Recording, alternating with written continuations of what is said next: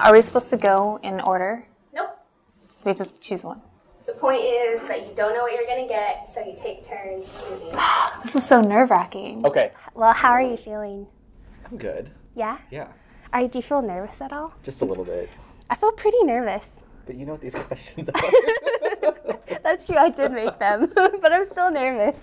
The winner can make the call. Either they can pick the envelope or have the other person choose. Okay. All right. Rock, Paper, scissors, shoot. Wait, does that mean I go first or second? You go first. rock, paper, scissors, shoot. Rock, paper, scissors, shoot. Ah, rock, paper, scissors, shoot. Rock, paper, scissors, shoot. Rock, paper, scissors, shoot. Rock, paper, scissors, shoot. Rock, paper, scissors, shoot. Yes! I will Yes, it's your turn. take outcome 3. All right, outcome 3. Outcome 3. Birth search, outcome 3. The outcome is birth family has been found. And wants contact.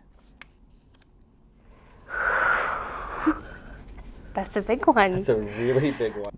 That's the scenario that takes up like 90% of our brain's scenario building power when it comes to birth search. Is they've been found. Nice. Let's try to figure out. Let's try to figure out what to do next. My initial reaction is just really overwhelmed. Mm-hmm. Yeah, because I think the process can be so long that a lot of people assume that this is the ideal outcome, but it's pretty complicated. The idea of knowing that, like, birth mother, specifically birth mother comes to mind, has been found and wants to know me, also makes me a little sad. And I don't know what the sadness is all about, but I find myself thinking about that outcome and it being it's really powerful. Like, I don't know exactly why, or maybe that's what it is. Like, I feel like, why didn't I do it sooner if she's findable and willing to have a relationship? So maybe regret is what I'm really feeling. The first question that came to my mind was, well, what are they going to say to me? Like, if they want contact, because I think I would be thinking through all the things that I wanted to say to them, but finding out that they wanted to have contact, I would wonder, well, what do they want to say to me? What are they going to think about me? Like, what are their opinions about me? Because, you know, we're their biological child that they haven't seen in, you know, minimum 18 years plus, you know. Right? It kind of brings up your own insecurities, like, to the forefront. Like, this is where I fall short, and this is why they won't like me. Right? Even though that expectation isn't something that they had in mind at all on you. But yeah, I totally identify with the sadness part also. And that, like, I think this is kind of how adoption is, though, because you can't, like, have the happiness without, like, thinking of all the loss and the grief that we go to on both ends, the adoptees end and the birth family's end. And so, like, the scenario that I think of when thinking about this is, like, all the next steps and all the, like, I'm, like, anticipating the feelings and, like, what's going to happen next. Now your brain's really like, what is really about to happen? Yeah, what are they really like? Are they yeah, and it's so, and then you're just like, I don't know. Yeah, it's kind of crazy. That is pretty crazy. If you met your birth family and then you, like, know more about your story, like, that's really substantial in itself. And, you know, maybe even worth it no matter what the outcome is. Do you feel like this is what most adoptees want when they search? I just wonder about, like, when I think of ideal outcome, is it the same for all of us? Or do you think some adoptees, do you think we search but sometimes really don't or aren't ready for contact or don't really want to have contact? I don't know. Yeah, I don't know either. I don't know either. Like, for me, it was an ideal outcome. Some adoptees they just want like just some information, like a picture and medical information. They don't want really any other contact. So I think that could like be a whole nother like multiple doors open for them, realizing that all that they wanted, but now they're getting so much more or potentially so much more, and that could be very overwhelming. You can almost make up anything, but then if you find out that your birth family is found and wants contact, it's kind of like they become real people.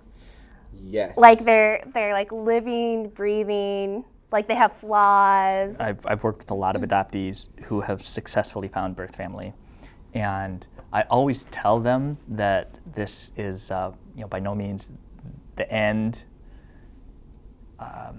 There's going to be a ton more questions. Nurturing relationships take a ton of work, even if, just your typical relationship, friendships, just take a lot of work and maintenance.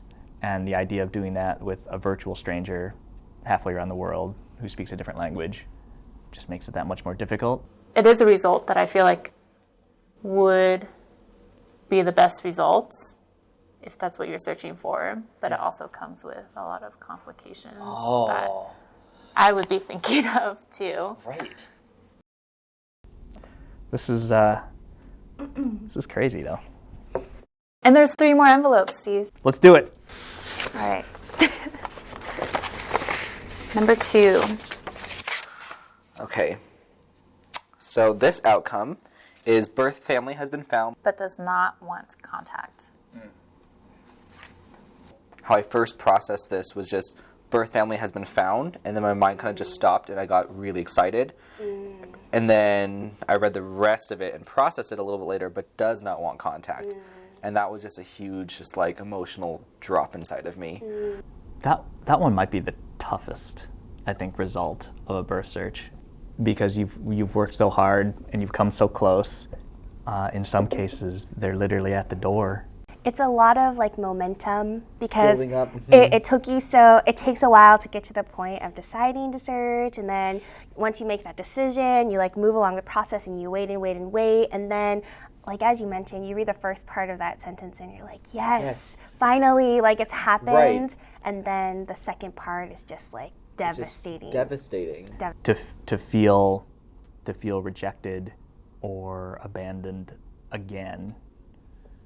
Is what comes up, I think, for most adoptees in these kind of situations, and that's completely understandable because that's emotionally that's where you're at.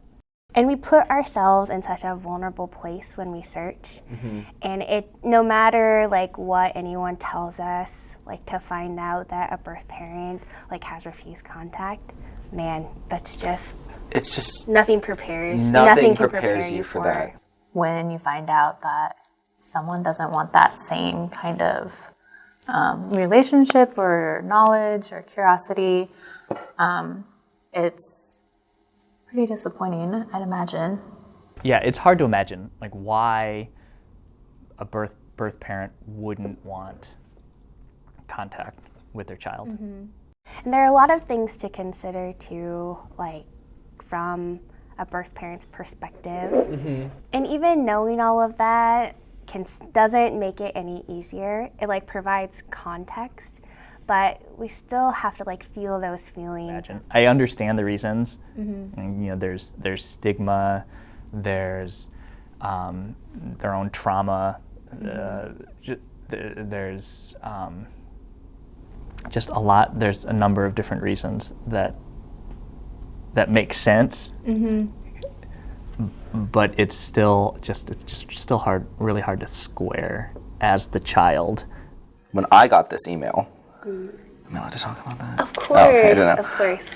When I got this email, I was really excited because the subject was like birth mother, and then I was so excited, and then they're like, "Oh, I received contact from your birth mother today," and I got really excited, and then the next line was, "I have to report the bad news." And then just knowing that, she was alive but didn't want contact was just really devastating. I understand why, but it's still sad. Yeah. No, even knowing those factors doesn't change how you feel about knowing. If this result actually came to fruition in a search for me, it would, just completely wipe out all of my all of my expectations and fantasies about like, oh, they're just waiting for me to reach out to them. I'm like almost rejecting this result by saying like, oh, there's a reason. It's more than like they don't want contact. It's that they like can't have contact for X, Y, and Z reasons, you know?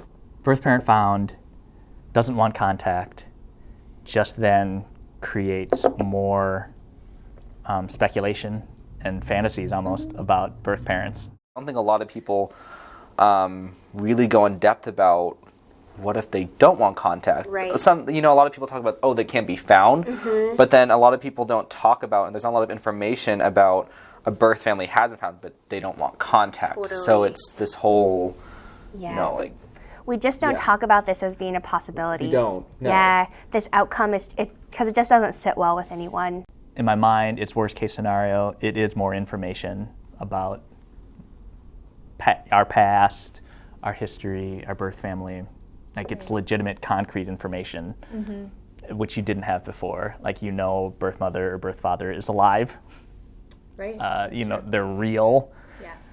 And they're not in a place where they want a relationship. Okay, one or four. 1. The scenario is birth family has passed away.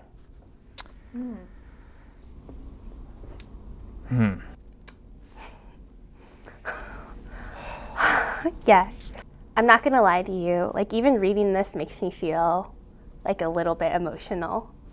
That makes me really sad. Yes, sadness is the first thing that comes to mind. Yeah, I think I would be sad too. I would have a lot of questions first. Like I would like go through all the questions, be like, oh, well, how did they die? Like how old were they? And then I think after processing those, I would feel sad. First, you'd be more curious about details. I can also imagine like feeling a little relieved in that like, oh, this is like the end. Like I don't have to like anticipate anymore. Relief. Yeah. There would be, because there's all this pressure. There's all this pressure. It provides a lot of like closure and clarity, or it doesn't. I think maybe it can provide some closure. Like, I don't even know if closure is even a thing with this. The optimist inside of me is like trying to find, but it's battling with the side of me that just says like, it just feels like the saddest news, because it means that all of the questions and all of the momentum you have just comes to like a super tragic end. What if they did want to meet me and they'd been hoping to meet me, right? And then they passed away wondering who I was? Just thinking about kind of the burden of knowing this. If I learned that they had died, then would I have to feel like, am I obligated to have some kind of, funeral type ceremony or something to formally recognize their death? Right? I didn't even think about that. Even though we have never met them or you'll never meet them, it is still like should be treated as a loss, like such a huge loss for us to like know that, yeah, the chance to meet them is not an option now. Like, think of outcomes that you never hear people talking about. I don't think I ever considered this outcome growing up. Oh, me neither. Never even thought about, like, they passed away. Yeah, never. I can imagine, like, other people going through birth search, and this is, like, their news, and them just being, like, totally devastated. Or, like, that's, like, just not good enough. Like they need to find, extended family. They need to really like go to the birth country, etc. And that's just never been a part of my own experience and like once. So I don't know. It's for older adoptees, older than us that search. who decide to search when they're 50, 60, 70. You never know when you're going to be ready. I think the reality of birth parents possibly having passed away already might be more present for them. But even for them, just seeing stuff like this, like in black and white on paper, has got to be hard. It's hard. It's hard. I know. This is not easy. That was not an easy out. None of these are easy. None of these. Number 4. Number 4. All right. Okay, so this outcome is unsearchable, or a search is not possible. How do you feel compared to the other outcomes? Do you feel like if you had to rank how heavy it feels, like where do you think this falls on the scale? For me personally, number 2. Number 2. I think the I shouldn't say easiest. Right, sure. The less devastating outcome.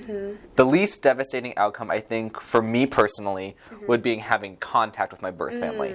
And then for me, the next one would be this outcome, that a search is not possible. Like, I think for some reason this one is more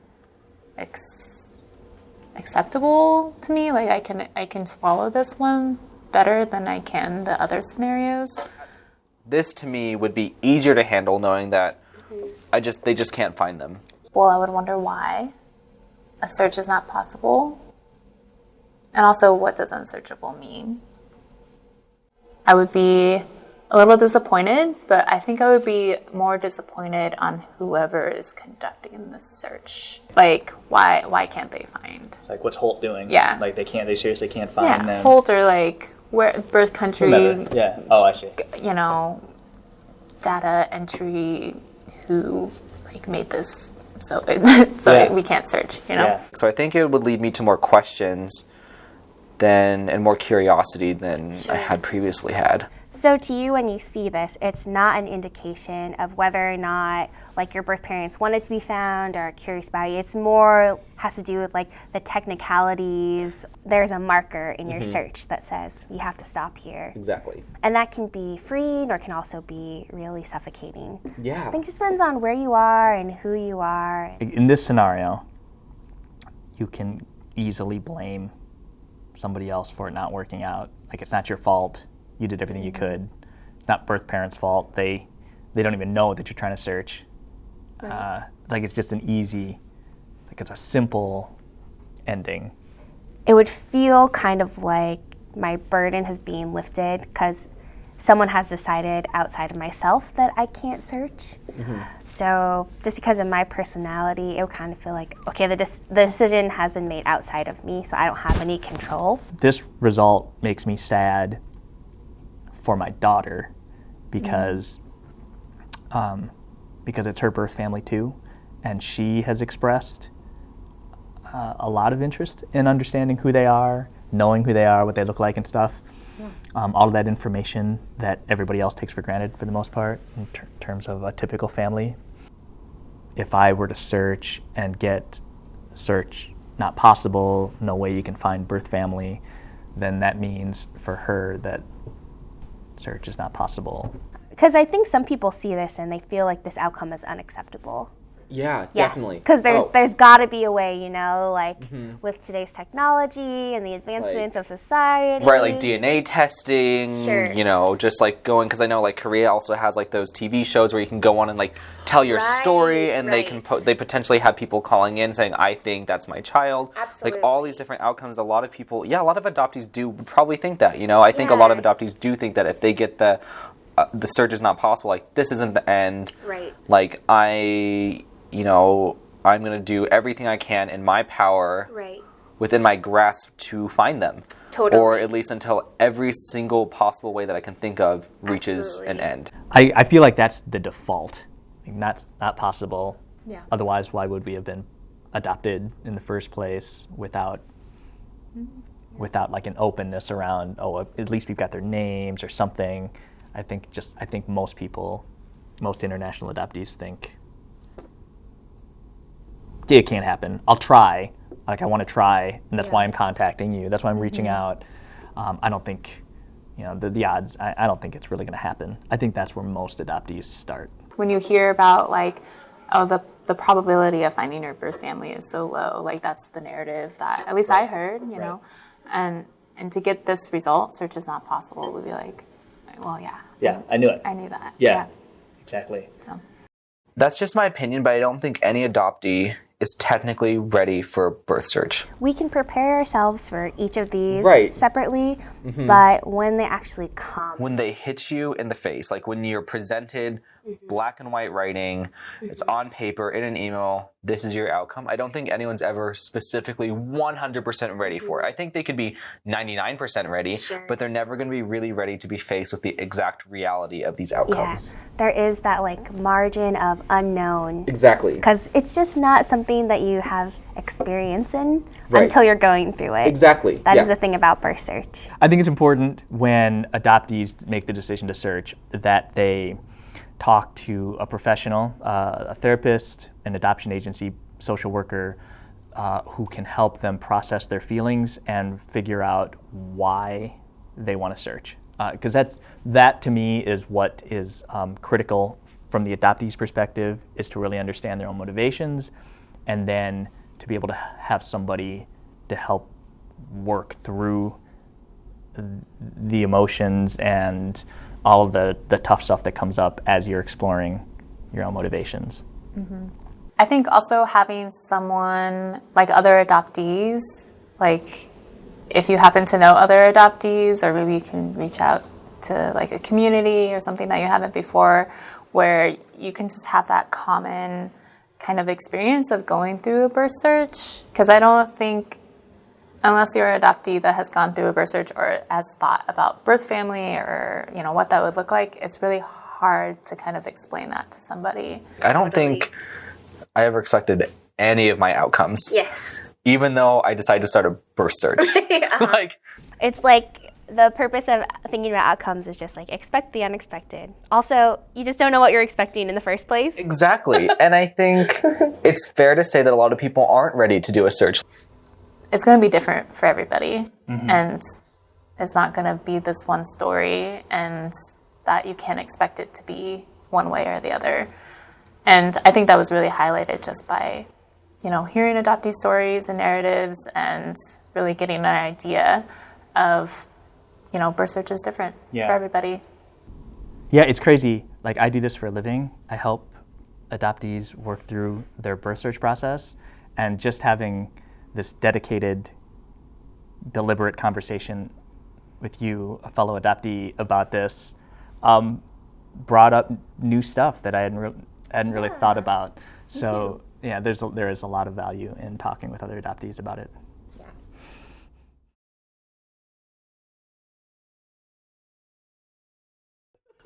I don't know either. All right. Well, great. Thank you so much for sharing. Thank you. Thank you for sharing, Caitlin. You're welcome. Yeah. Hey, cut. Great.